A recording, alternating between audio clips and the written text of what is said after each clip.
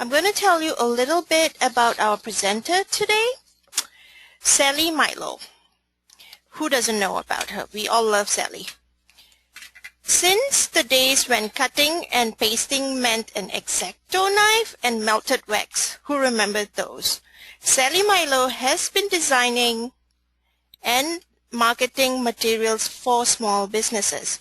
In 1999, she set up and managed a friend's eBay business selling coins and jewelry. Then she became a trading assistant selling items on consignment for others. Since 2007, Sally's main focus has been on designing eBay stores and listing templates for her fellow sellers.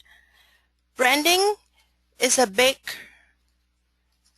part of what she does. She learns about her clients' businesses, values, and preferences.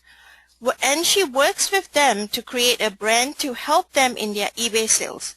Today, in this webinar, we are all going to learn about branding so that we can all stand out from the herd. All right, Sally, the floor is all yours.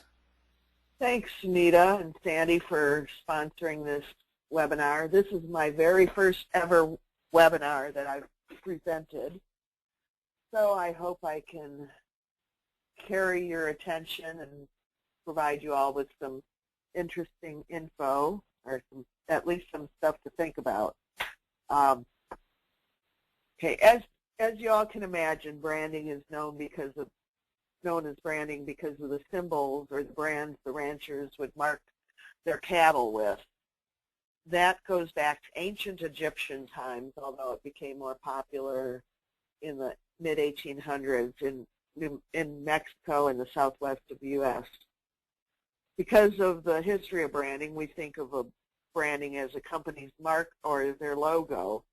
But branding is a heck of a lot more than the logo. It's your identity, your image, your logo, but it's also your design, your business name, your slogan, and the characteristics, values, and description of your company.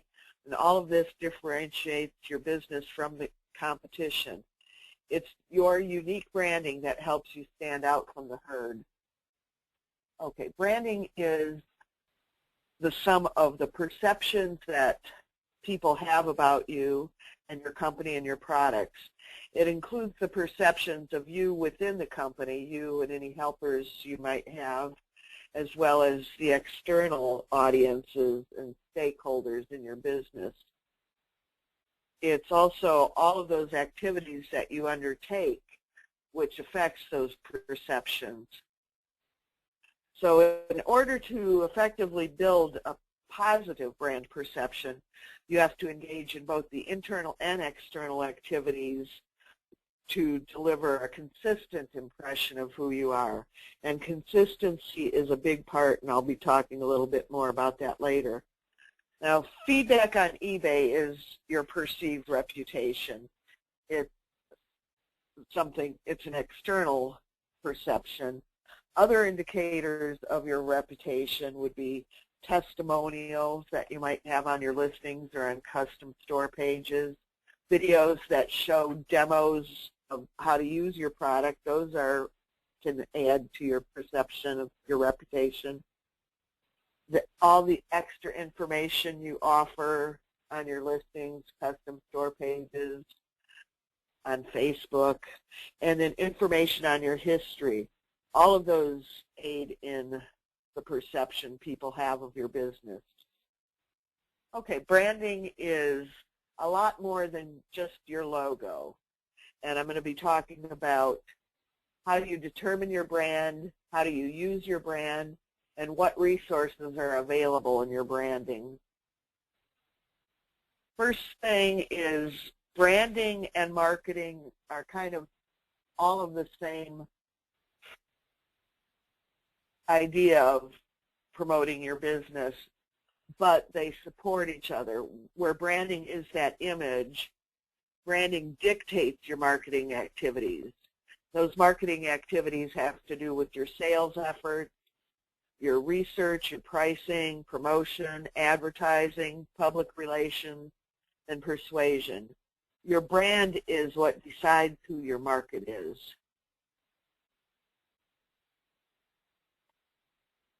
Okay, a little bit more on the differences between branding, marketing, public relations, and advertising. Marketing would be the "I'm a great guy" promotional activity. Public relations would be somebody saying, "Hey, trust me, he's a great guy." The advertising would be repeating, "I'm a great guy, I'm a great guy, I'm a great guy," wherever you can promote that message.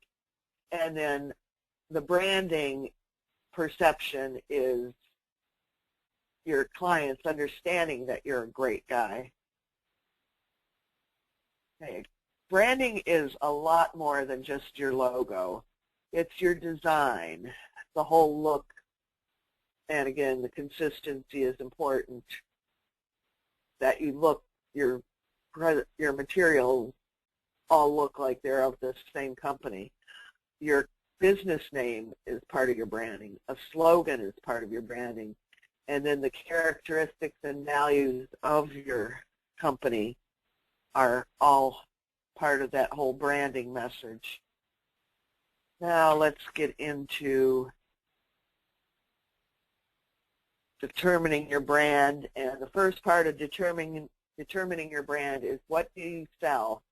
I want to give just a couple minutes, and if you guys would then please type in the chat box and tell us what you sell. Kitchen item and knives, mugs, and some vintage stuff. Rachel, eBay has moved away from clothing because of the defect system, learning to sell other things. I have no niche. I sell just about everything I can make money on. A lot of household stuff. Sharon Crawford. D. Kane sells everything. Mike Clark sells everything from men's clothing to collectible, vintage, household, everything. Let's see. Joy Matthias, handmade jewelry, DVD, Hot Wheels, art prints. So we have a wide variety of sellers, like all different items. Okay. Yeah. Beverly You all sells. failed. You all failed that. Sally. Those are the items you sell. You don't sell kitchen parts or kitchen appliances. You sell stuff that makes somebody's life easier when they're working or playing in their kitchen. You're selling yourself. You're selling the feelings that your customers get. If you sold kids clothing, even if your inventory consisted of attire for kids, what you're probably selling is that feeling that the moms get when their kids are wearing that clothing, that they care, that their kids are important to them, that their kids are happy or playful or smart, and so on. You're selling values to your customers. And the lowest price is not usually the biggest value. You're selling the trust value. You're selling yourself. The trust is your honesty in the transactions, and that's what people are buying from you. Customers have to believe that you're going to do what you say, how you say, and when you say. And they should know that if that pair of size 7 shorts fits a kid with a waist of X inches and hips of X inches or Y inches, and that the stitching in the hem isn't perfect but should last as long as they fit that kid and his next sibling, that's what they want to know. That's all part of the whole trust factor. Your perceived expertise is also part of that trust. Shoppers expect us all to know about our products. And if you're unsure about a feature, tell the shoppers so. When I started out selling collectibles for my consignment clients, I had no idea what a flea bite was or what a box page was in an old book. I would Google and find out some answers, but then in my listings I would say, okay, my understanding is that this yellowing over here is called foxing, and it shows on 1/4 of the page. But demonstrate your expertise. Let shoppers know, for example, back to the clothing seller, that you've been working with kids' clothing for 2 generations. that you're a seamstress who can recognize good construction, that you're on top of trends, that this particular fabric should be handled in that way. And then empathy is another big part of the trust. Shoppers should know you understand their challenges in clothing their kids. They want to know that you care about how the clothes will work for their kids and that you're going to be available to address any issues which may arise. The selling is really a fulfillment of a need, as evidenced by the bird and the bee on the heart. Sex and romance is one of those needs that selling fulfills. Think of every kiss begins with K. That's selling the whole sex and romance thing. Selling, though, there's also practical needs. Everything under the sun, from underwear to car parts. Those are the practical needs that are met by selling. So you're selling a solution to their practical problems. Escape is another huge need that most of us have, and entertainment. Games, movies, music, and so on, all are part of the whole fulfilling the entertainment or the escape need. And then there's the nesting need. And because of the product, you wouldn't necessarily, you might put it into the sex and romance. But I truly think that, like Cialis, if you see their commercials, that's all about nesting. It's all about the couples nesting. So that kind of product fulfills a nesting need. Then there's the need to conquer fears. And I think the best example of conquering fears, those Tony Siragusa Depends commercials. This big, burly, manly guy is selling Depends. And if he can't help you overcome a fear about having to use such adult products, then who in the heck can? So a lot of advertising or branding and marketing about particular products is to conquer fear. And then there's the ever-popular status need, that people need to buy that vet or buy that slick Yadro piece of figurine for the need of their status. Right, Sally, I have two questions. Okay. Sharon, she changed. She said she sells what makes a person smile and what makes people's lives easier. And Marianne said she sells customer service. So I thought those were good answers. But we have a question from Linda. Linda Martin. She said, when we are supposed to keep our listings in bullet point, short and sweet, how do we generate this type of information? How do we, I guess she's saying, how do we show that we are selling sex? Well, you don't have to show that you're selling sex or nesting. That's more of the behind the scenes psychology of what you're selling. You're fulfilling a need for the customers.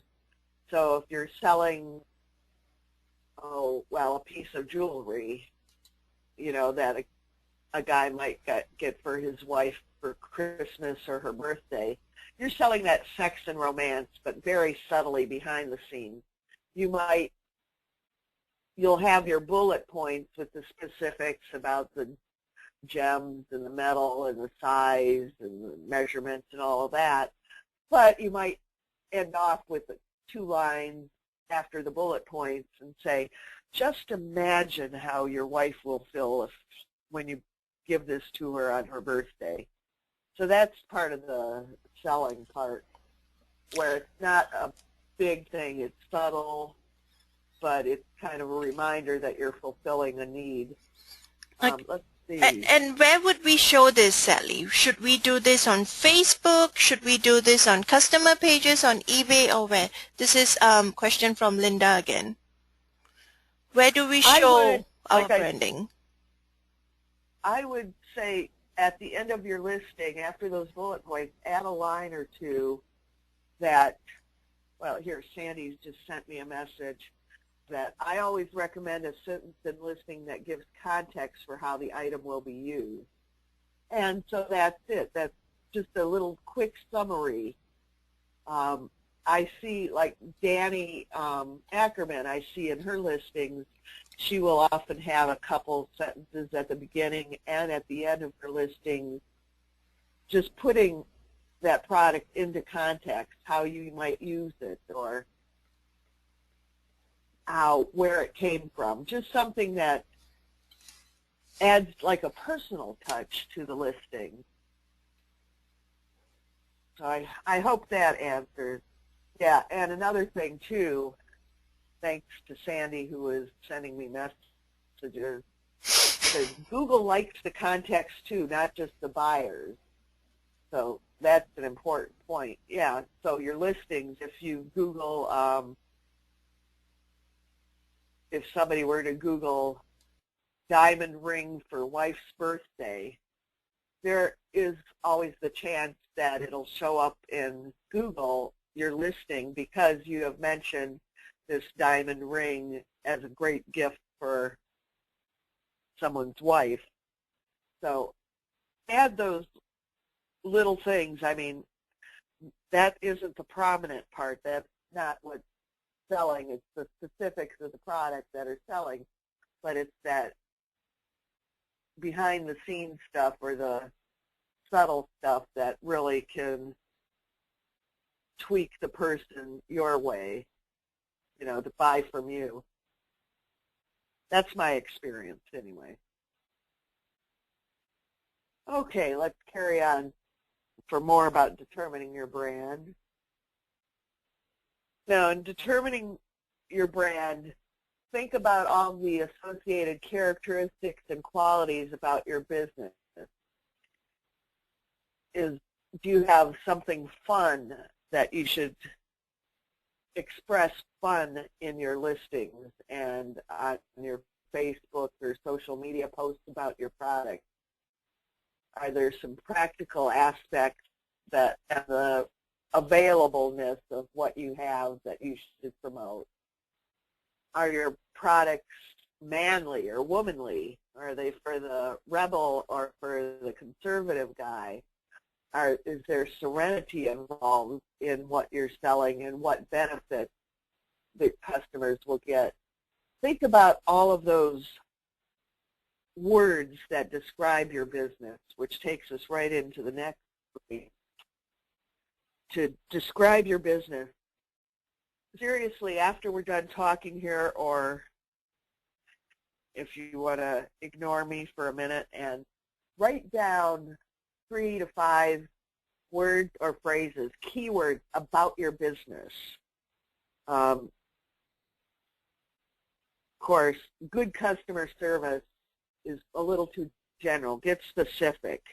You can save money. I have a wide variety. I do fast shipping. And all of these keywords then can help you develop a slogan or a tagline about your business. So if you have the point, save money, wide variety, and fast shipping, you might come up with a tagline such as, save bunches, get it quick. You know, a tagline doesn't have to be really intense, inspirational thing. Just do it. I mean, Nike's tagline, or you'll have it your way. Those are not big, really deep thoughts. They're just kind of helping to develop your brand, the brand of those companies. So that's a little exercise you might want to work on. Think about some of these things. What is it that really sets you apart from your competitors besides that great service thing, unless you can get specific? For example, I worked with one seller who traveled around the U.S. in her RV while selling beads on eBay. And so we built her brand around the traveling bead lady. And that tells a story and it's something you can relate to and be empathetic about. The customers can, oh, cool, I like this idea of this woman who travels around the country in her RV and sells beads, and boy, I can imagine doing that, and I can relate, and how cool would that be, the empathy. So think about what it is that really sets you apart. And I know that's a really, really tough thing because we tend to think about low prices, great service. But think about what's your unique thing. Here, just to toot my own horn, one thing I know that I have going for me in doing design work for other eBay sellers is that I have been an eBay seller for 15 years, and that can help differentiate me from others who do what I do. Okay, now horn tooting. Okay, think about who your typical buyers and bidders are when you're working up some of these keywords. Sally, I have two questions. Can I go ahead? Okay, absolutely. One is from Joy. She asks whether can artistic be a tagline? That's what her question. Absolutely. Yeah, you might want to add a couple more words, but even if that's like one of the big selling points about what you're selling, that it's artistic, definitely. You know, just something in your store header or somewhere on your listing page where you have your logo. And then Patricia. Artistic exposed. Okay, go ahead. Patricia asks, would the traveling bead lady description be in each listing or in the About Me section? You know, we didn't say that explicitly. In her logo, her logo was sort of an open road with a bead off to the side. But on her About Me page, which, by the way, this is a total aside. If you had an About Me page and now those About Me pages are no longer available on eBay, if you have a custom store page available, create a custom About Me page on your store so people can still find you. You can still get the idea. The traveling bead lady could tell her story on her About Me page, for example. Did I answer that, or did I leave something out? No, I think you did. Okay. Then I will carry on. In determining your brand, also look at other websites and templates that you like, not to copy, but to get it, you know, to remind yourself of what appeals to you and what you think will appeal to your client. And then think about the image you want to portray to your buyers, just like on this last page. You know, do you want to portray a manly image, a classy image, girly, conservative, fun, contemporary, whatever? Think about how you want to portray your image of what your business is to your shoppers. And then in consideration of all of this in your branding, think about what ideas you've had about your eBay pages or your website, your Facebook page. Think about what ideas you might have had in the past that someday I want to do this. And again, it might be that you saw something on somebody's eBay store 5 years ago that you still think about how cool that was. You don't want to copy that idea, but try to channel the flavor of what it was getting across so you can do something different, but to give your shoppers that kind of feeling. And then think about, are there any particular colors which you must or must not have? You have to put your mind in your mind in the mind of your shoppers. And if you like what you're selling, you've probably bought that. So think about when you're going out and sourcing, what's in it for me goes beyond just your own needs. Do you want me to ask another Sure. question, Sally? please. Betty White asks, do any of these image ideas go through your templates on individual listings? I would say yeah.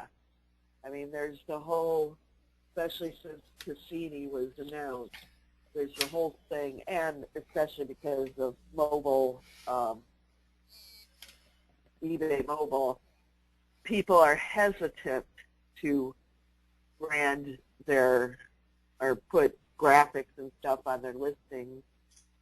And I am going to escape from this and show you something here.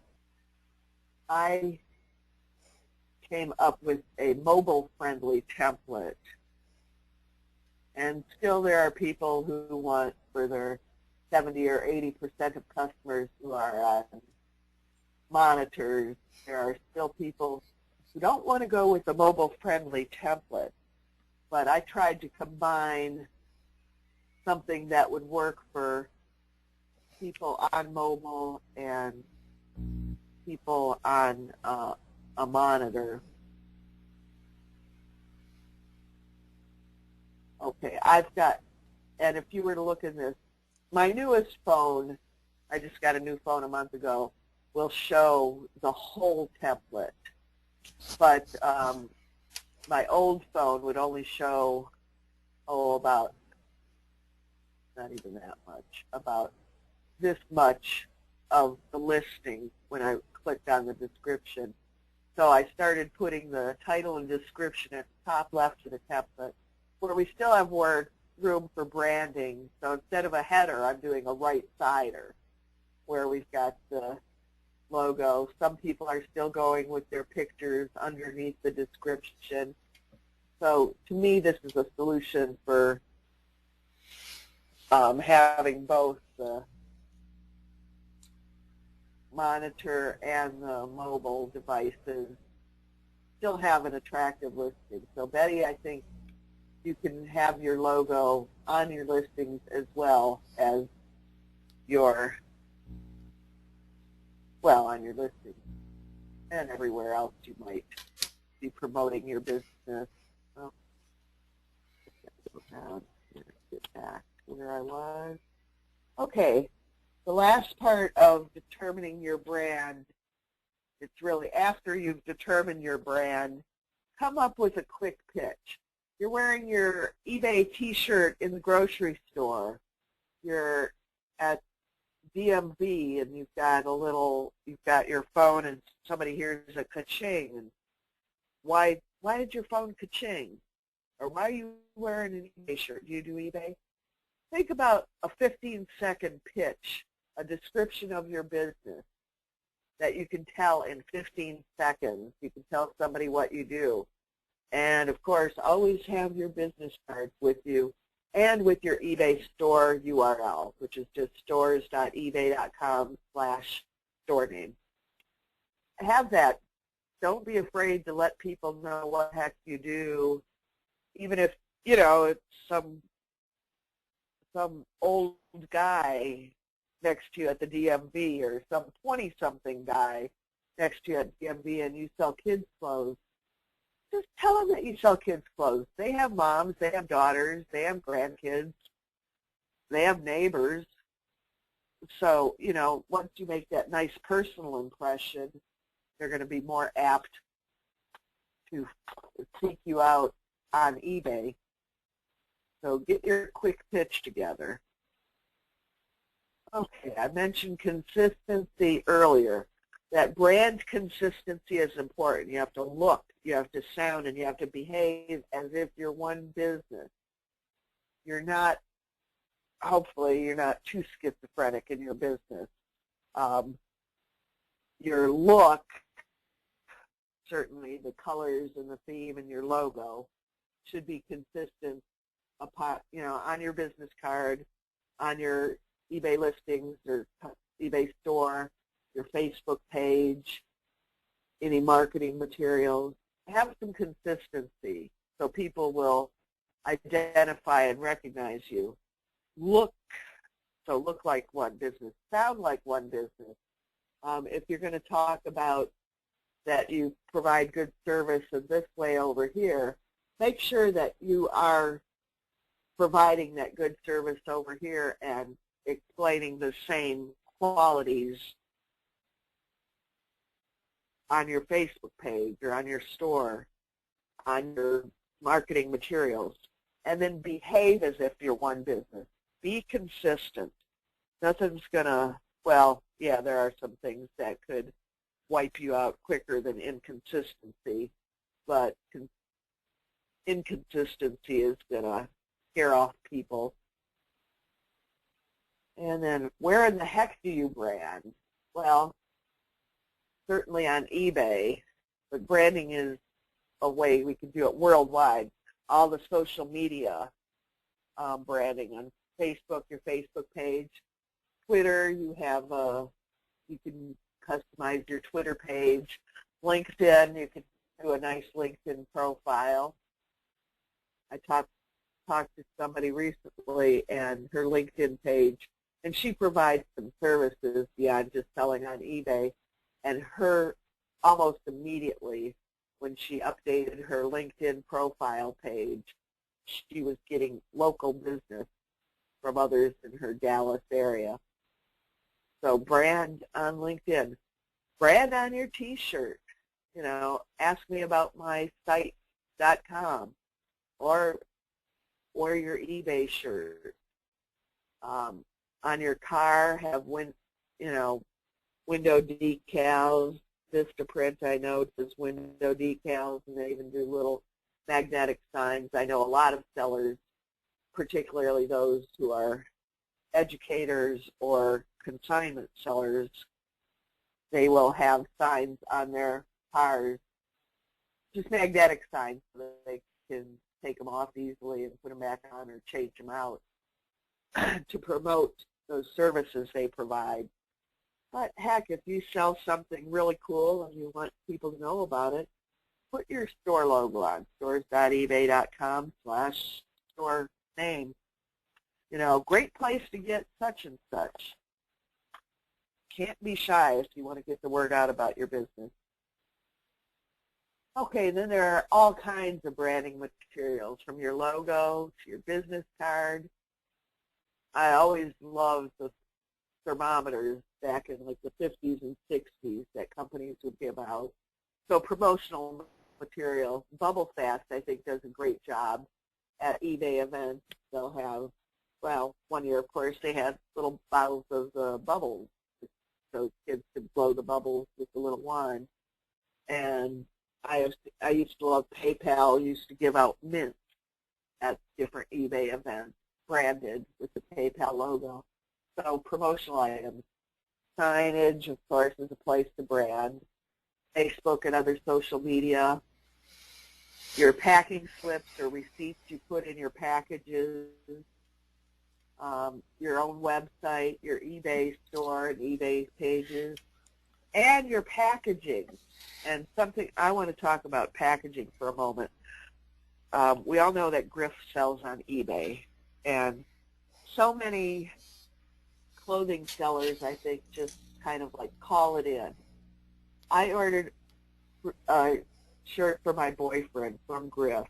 I bought it on eBay, and I just expected a decent shirt because I know Griff is picky about his secondhand clothes that he sells.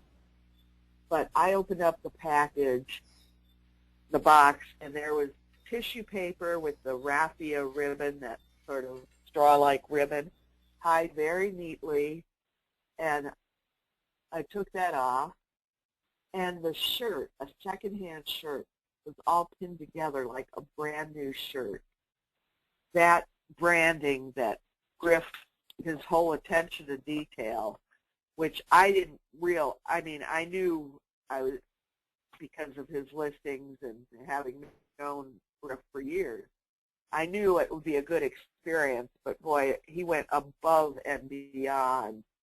And so that whole packaging, you could bet if I'm going to buy another shirt for my boyfriend, I'm going to look at Griff's stuff first. Okay, then there are a load of resources for branding, particularly the design end of branding. Canva.com is really easy to use, and they have a whole lot of free stuff. And in my searches, the most expensive piece of art I could find was like $1. So you could put something together for nothing to a couple bucks.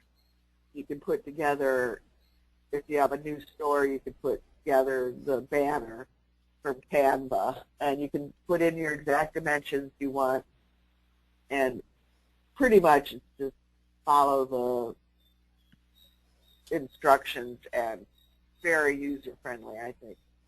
Fiverr I haven't used or gone to really, except just for a quick check. But I know a lot of people will use Fiverr because you can buy services, design services, for $5 and up. I love iStockPhoto.com. Their prices vary from, boy, about $1.50 to $100 an image. There is the setting on iStock over on the left side of the page. It says price, and you can slide the price graphic over to just show the really cheap photos.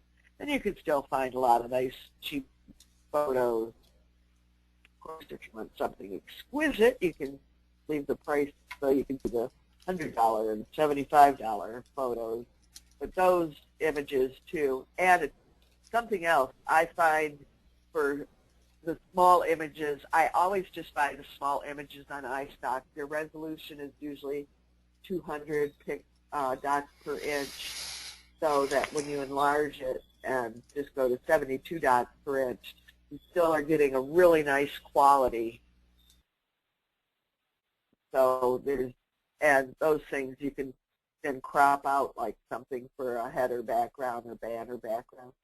Odesk.com is another place to get good resources for design work, for working on your website, for helping you develop a logo and branding. And then there's eBay, which always surprises me how few eBay sellers think about looking on eBay for design services. There are people who do logos and design different store pages, and a whole bunch of us will have listings on eBay for those services. Then, of course, ask your social media contacts. Ask on Facebook, ask on Twitter, LinkedIn, wherever.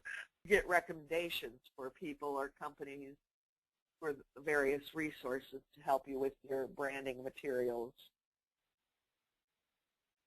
And then if you are going to hire a professional to do your work, think about how to choose the right designer.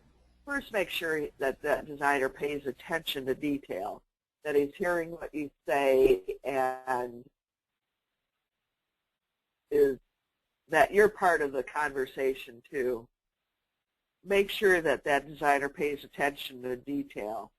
Compare his work or her work to others who design similar things.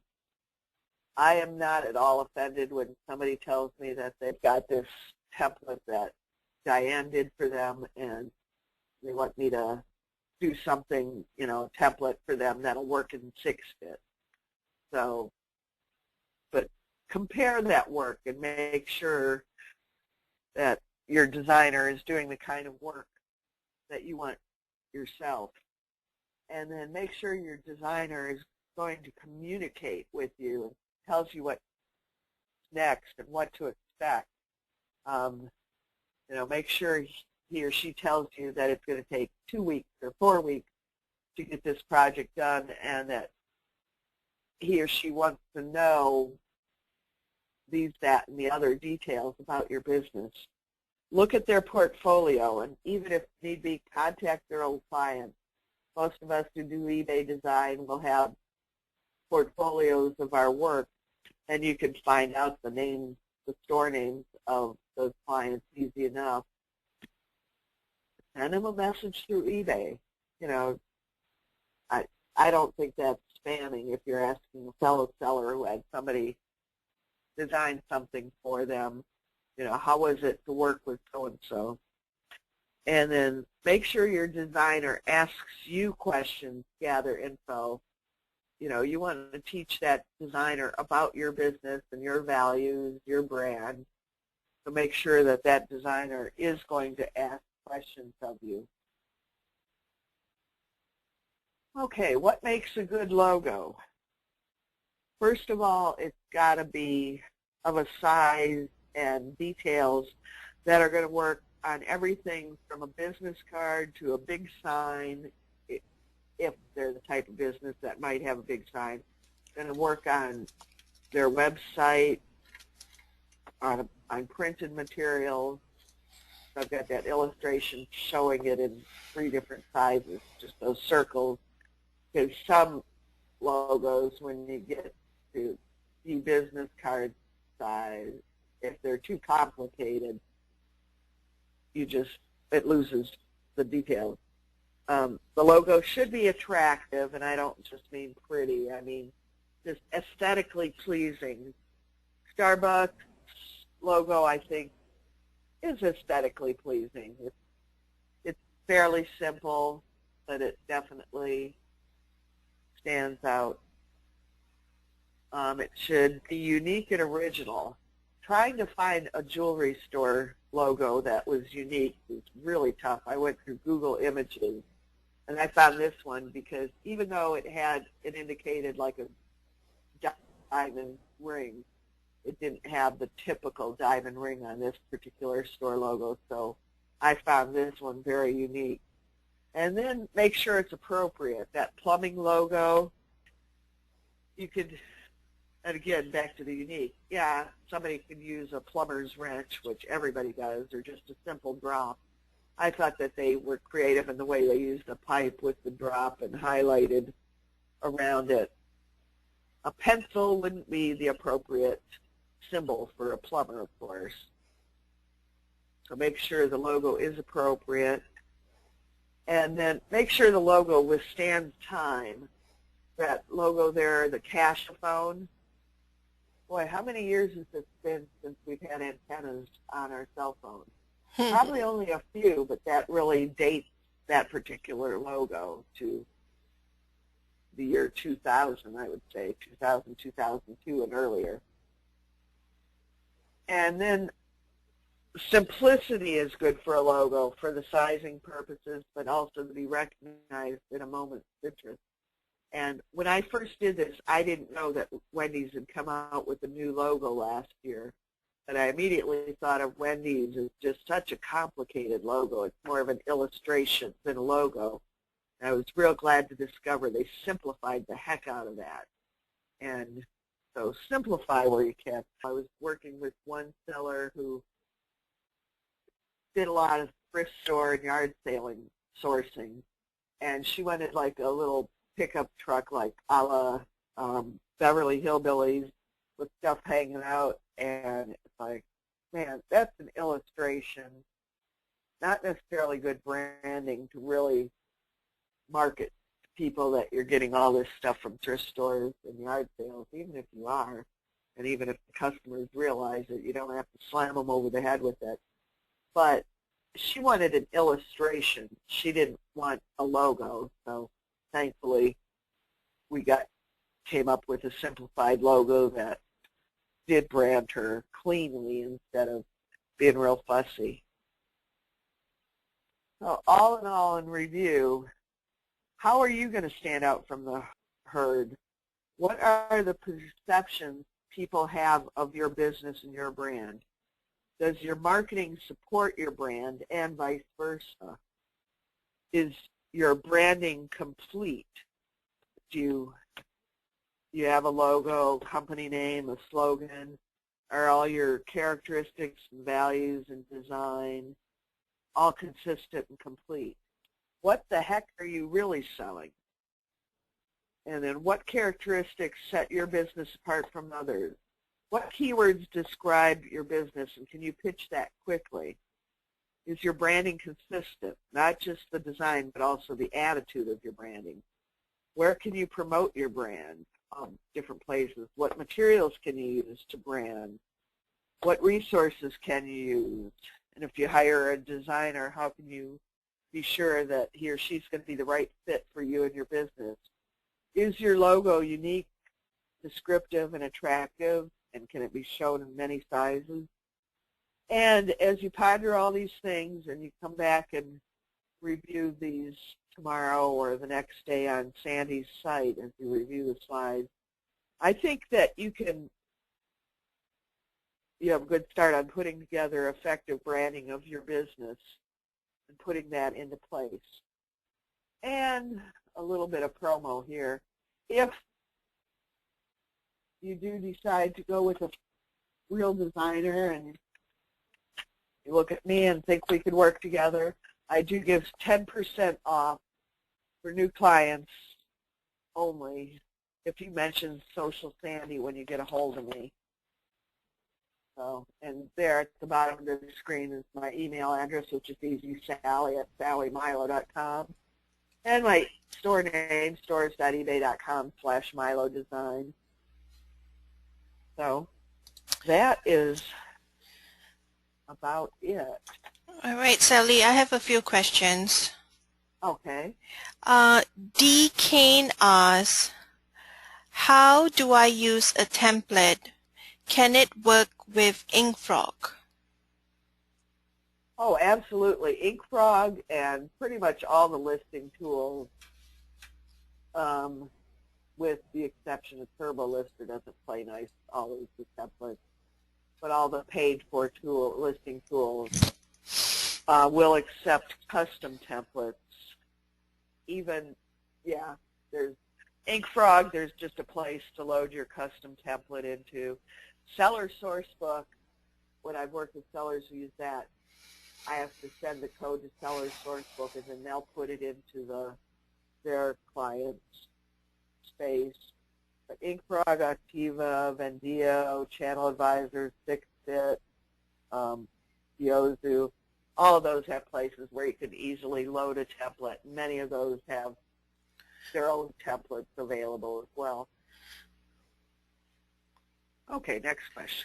The next one is a comment. Sharon Crawford says, the list that you went through right just now, the one about, where you were asking yourself questions, does your logo have this? I forget, what you had asked, but you had a series of questions, and she said she would love to get that in an email as a checklist for her logo. Oh, okay. What makes a good logo? Yeah. Yeah. Is that right, Sharon? Is that what you were asking? Sandy said she can upload it to the website if you send it to her. Sally? I will. I just made myself a note to print that out for Sandy. Sharon, we will get that out to you.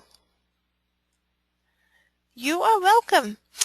I had a comment for you, Sally. I sell yarn on Etsy and eBay, and I have a sticker that I printed with my logo, and it says thank you and happy crafting, and I put it on all my outgoing packages. So that's one way I brand myself, and I know a lot of my buyers love that. The following up on your package labels or an insert like a packing slip, all of that is really nice. I know of people who have little postcards made that they'll send out a postcard with a thank you and write a handwritten note. The only thing, if you ever write a handwritten note, don't put it in a media mail package. A handwritten note then makes it standard mail instead of media mail if you get caught. So. Oh wow, really? Good to know. Yeah. But yeah, any of those places where you can brand like that, I think, take advantage. That gets the word out about your business. I just want to ask everyone, does anyone else have any questions that Sally can help you with? Doesn't seem to have anyone. asking questions, Sally. You answered all the branding questions everyone has. Well, I doubt that I answered them all, but all that they asked today. But this will be posted on socialsandy.com tomorrow. Oh, awesome. Always, if you have questions, certainly anyone can email me, and as I can get to it, I will answer your questions via email or on Facebook. It's easier to find me on Facebook, like if you look at Sandy's Friends or Sunita's Friends, because I have my maiden name in the middle of my name, and not too many people are going to look up Sally Slumzinski Milo. But friend me on Facebook and ask me questions there as well. All right. Okay, this was an excellent webinar, Sally. I want to thank everyone for coming, and check your emails. You will get the link to the replay tomorrow. Thank you, everyone.